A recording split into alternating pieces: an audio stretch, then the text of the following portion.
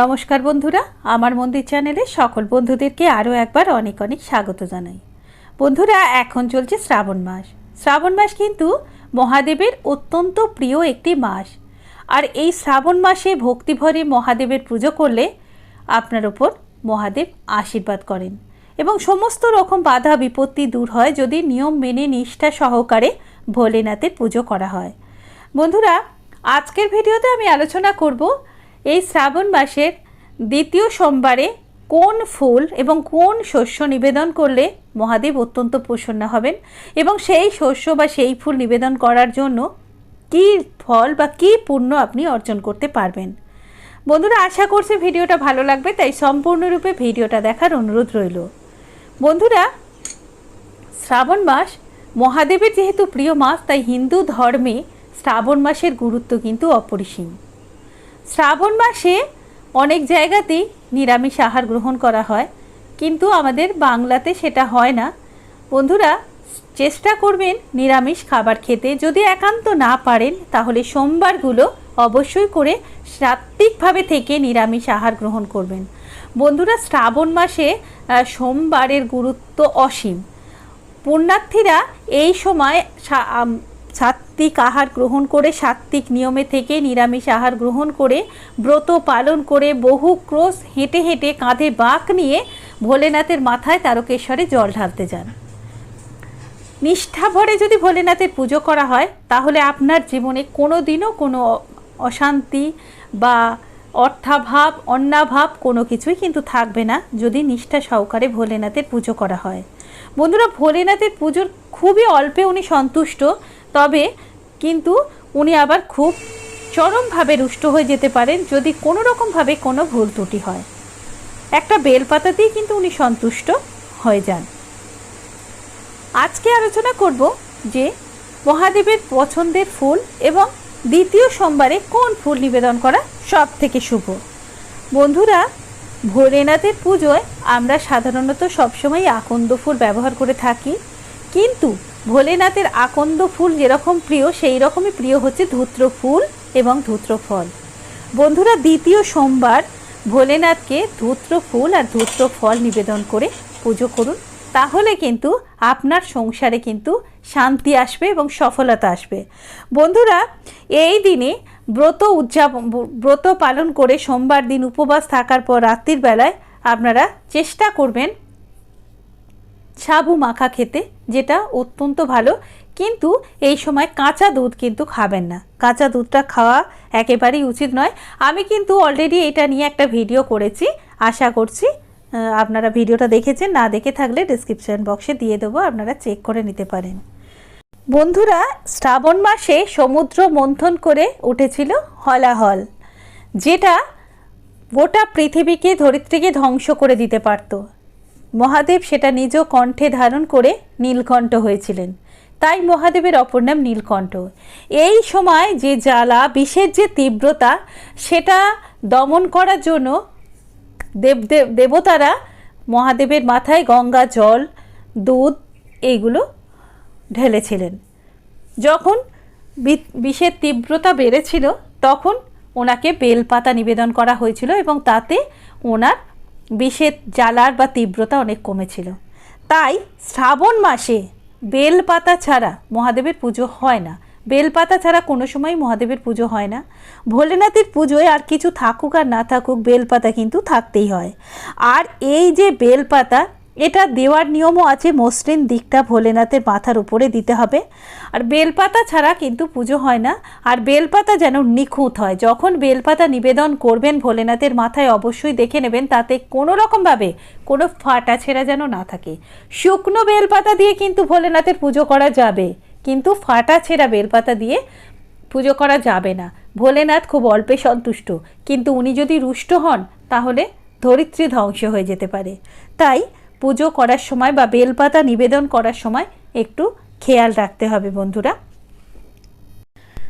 বন্ধুরা, এরপরে বলবো, এবছরে চারটে সোমবার শ্রাবণ মাসে পাওয়া গেছে।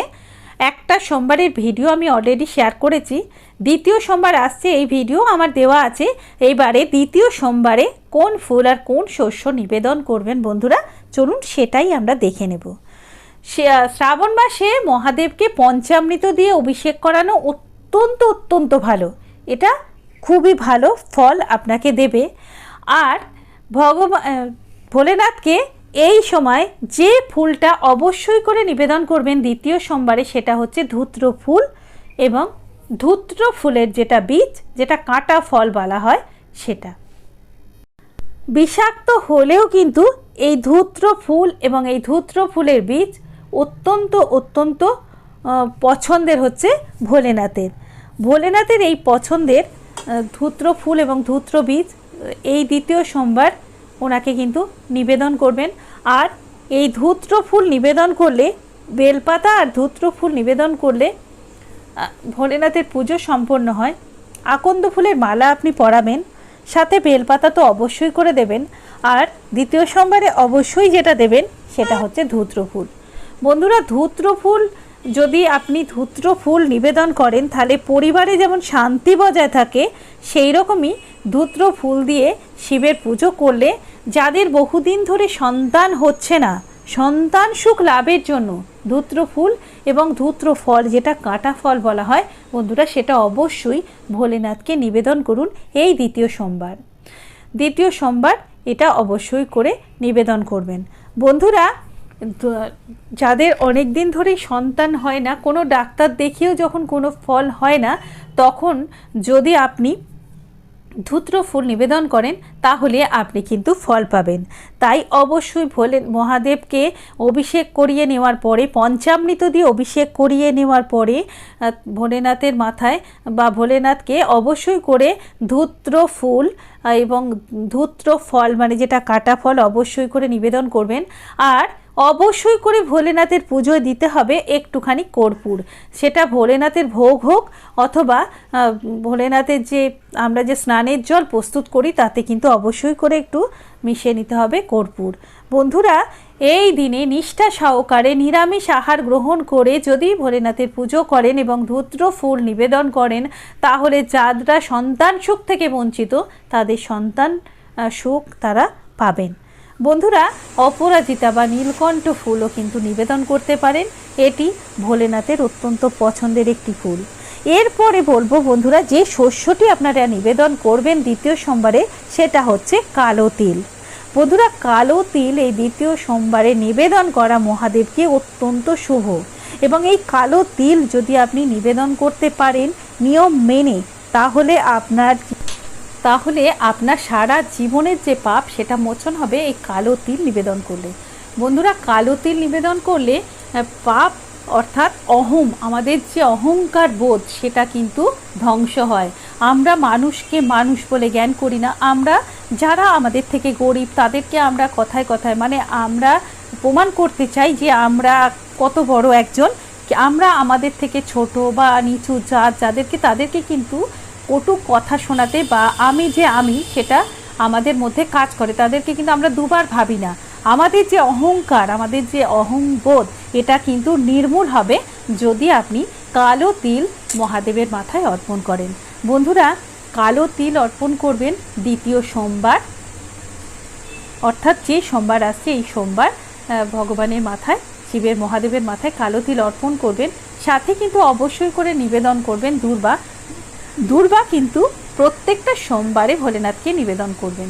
দূর্বা হচ্ছে পরমায়ু বৃদ্ধি করে আমার পরিবারের সদস্যদের পরমায়ু বৃদ্ধি করার জন্য প্রত্যেক দিন দূর্বা ভোলেনাথের মাথায় নিবেদন করুন। শিবের মাথায় যদি আপনি দূর্বা নিবেদন করেন তাহলে আপনার পরিবারের সদস্যদের পরমায়ু কিন্তু বৃদ্ধি পাবে। কালো তিল নিবেদন করলে আপনার সারা জীবনের পাপ ক্ষয় হবে, আপনার অহম দূর হবে, অহমিকা আপনার কমে যাবে, আপনি মনুষ্যত্ব ফিরে পাবেন। কাজেই কালো তিল নিবেদন করুন, নিষ্ঠা ভরে ভগবানের পুজো করুন। বন্ধুরা, আজকের ভিডিওটাতে যদি কোনো রকমভাবে কোনো উপকার আপনাদের হয়ে থাকে তাহলে ভিডিওটা শেয়ার করতে ভুলবেন না, লাইক করবেন। আর যারা নতুন বন্ধু তারা অবশ্যই করে আমার চ্যানেলটা সাবস্ক্রাইব করে নেবেন। নিষ্ঠা সহকারে ভোলেনাথের পুজো করবেন। আর ভিডিওটা ভালো লাগলে কমেন্ট বক্সে অবশ্যই লিখে দেবেন হর হর মহাদেব, জয় শিব শম্ভু। খুব ভালো থাকবেন। জয় শিব শম্ভু, হর হর মহাদেব। খুব তাড়াতাড়ি ফিরবো নতুন ভিডিও নিয়ে। ধন্যবাদ।